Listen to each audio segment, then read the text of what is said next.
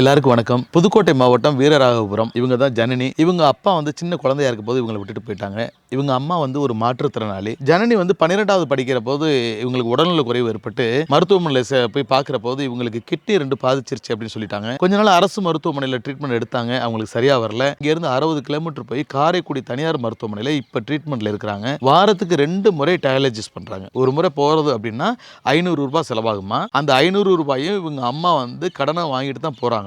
ஜனனிக்கு மாத்திரை மருந்துகளை கூட இப்ப நிறுத்திட்டாங்களாம். ஏன்னா அவங்களுக்கு வசதி இல்லை. இப்ப டயாலிசிஸ் மட்டும் பண்ணிட்டு இருக்காங்க.